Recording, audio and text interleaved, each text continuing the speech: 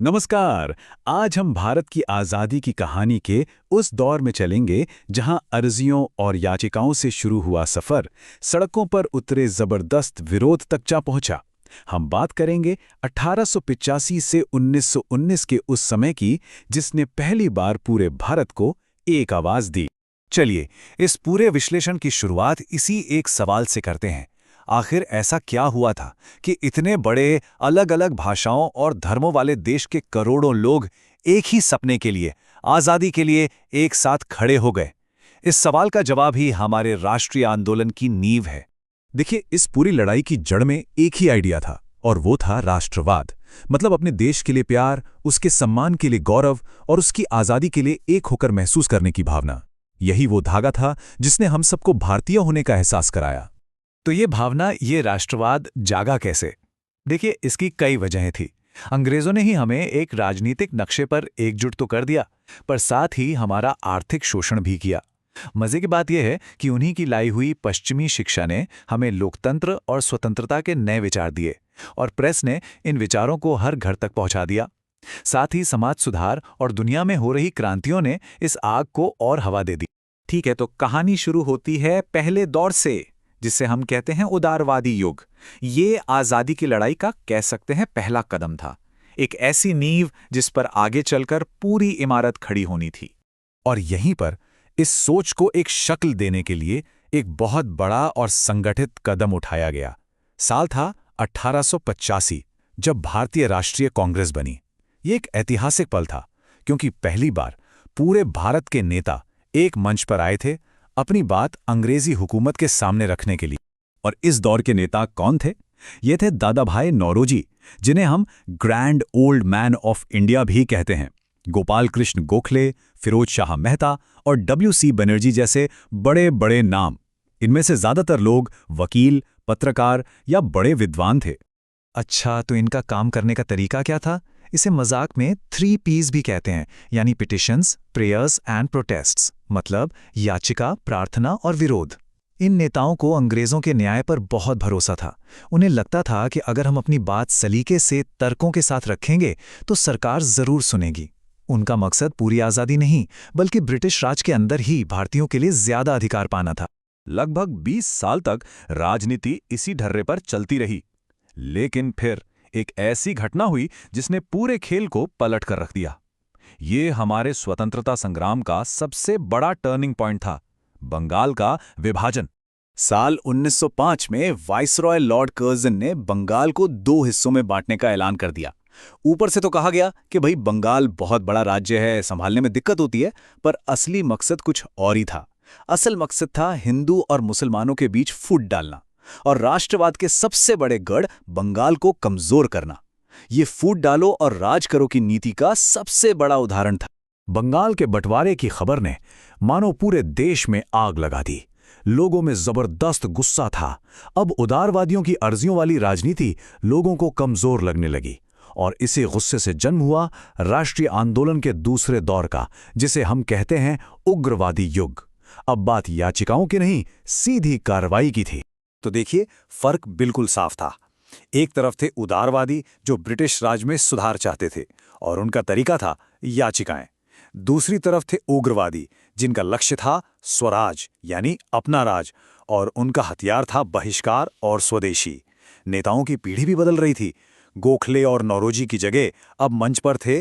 अब इस गुस्से का जवाब देने के लिए 2 जबरदस्त हथियार निकाले गए, स्वदेशी और बहिष्कार।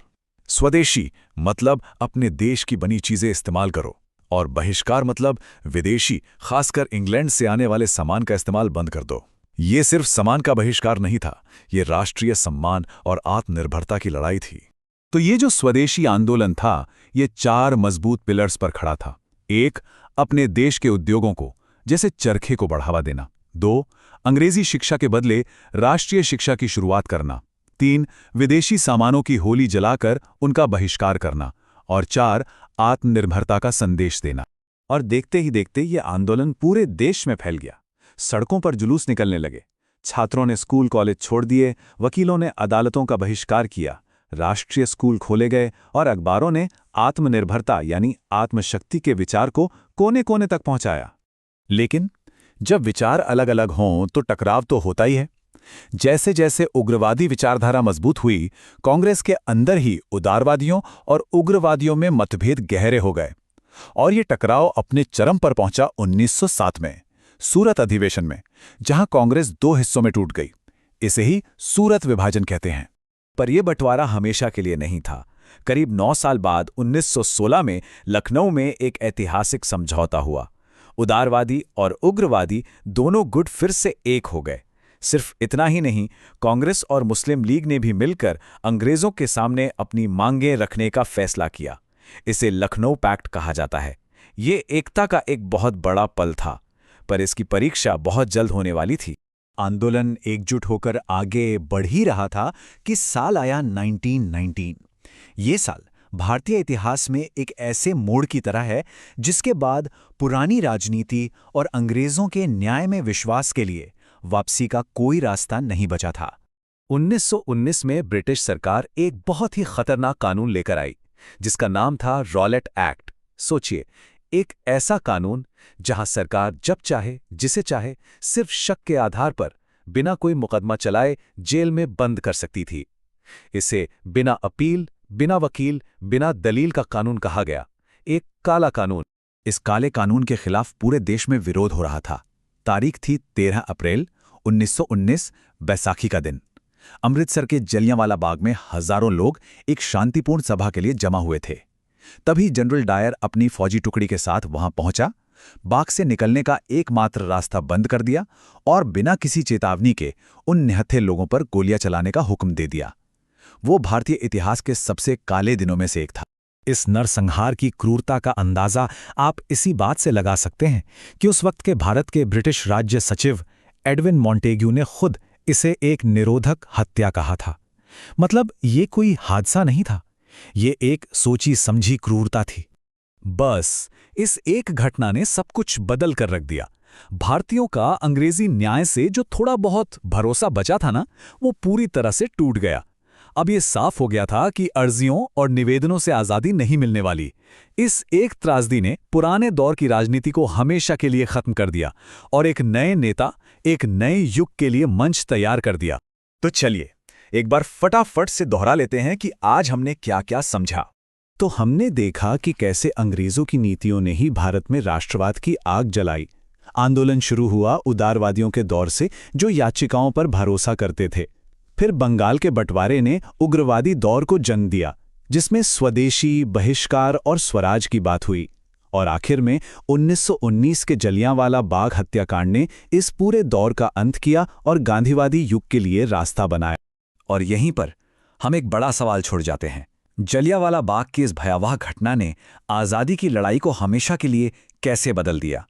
कैसी ये लड़ाई कुछ पढ़े लिखे लोगों के आंदोलन से निकलकर आम आदमी का एक जन आंदोलन बन गई? और कैसे इसी राख से एक ऐसे नए नेता का उदय हुआ जो इस पूरे संघर्ष को एक नई दिशा देने वाले थे? महात्मा गांधी।